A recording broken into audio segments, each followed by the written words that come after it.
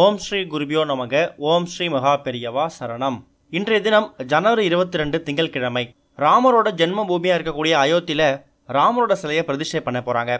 அன்னைக்கு தினம் கண்டிப்பாக நாம் ராமநாமத்தை எழுதியே ஆகணும்.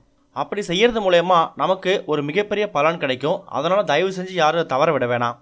நமக்கு எப்போல்லாம் ஆபத்து வருதோ அப்போல்லாம் ராமநாமத்தை சொல்லும்போது நமக்கு இருக்கக்கூடிய ஆபத்து விலகி ஓடிடும். நீங்கள் ஒரு வேலை பண்ணிக்கிட்டு இருக்கீங்க, அந்த வேலையில் காரிய தடை ஏற்படுது அப்படின்னா அந்த நேரங்கள்லையும் நீங்கள் ராமநாமத்தை சொல்லலாம். ராமநாமத்தை சொல்கிறது மூலயமா பாவம் கரைந்து போகும், புகழ் கிடைக்கும், பிறப்பு இறப்பு சுழற்சியிலேருந்து விடுபடலாம். ராமநாமம் சொல்ல ஸ்டார்ட் பண்ணுங்க. உங்கள் வாழ்க்கையில் அந்த கணத்திலிருந்து ஒரு புதிய அத்தியாயம் ஆரம்பிச்சிடும். இது சத்தியம். உலகத்தில் இருக்கக்கூடிய எல்லா மந்திரங்களுக்கும் மூல மந்திரமாக திகழ்கிறது ராமநாமம்.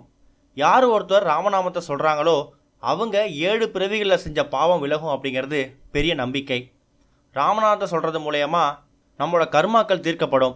அதுவும் ராமரோட ஜென்ம பூமியாக இருக்கக்கூடிய அயோத்தியில் இன்னைக்கு ராமரோட சிலை, அதுவும் குழந்தை பாலகராக இருக்கக்கூடிய ராமரோட சிலையை பிரதிஷ்டை பண்ணுறாங்க. அப்படிப்பட்ட தினத்தை நம்ம தவற விடலாமா?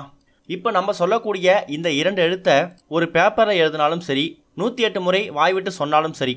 எழுதுறது 108 முறை, சொல்கிறது 108 முறை. ராமரோட சிலையை பிரதிஷ்டை பண்ணதுக்கு அப்புறமா உங்கள் வீட்டில் ஈவினிங் பூஜை பண்ணும்போது விளக்கேற்றும் போது இப்போ சொல்லக்கூடிய இந்த ராமநாமத்தை ஒரு முறை சொல்லுங்கள். வேற ஒன்றும் இல்லை, ரொம்ப எளிதான விஷயந்தான்.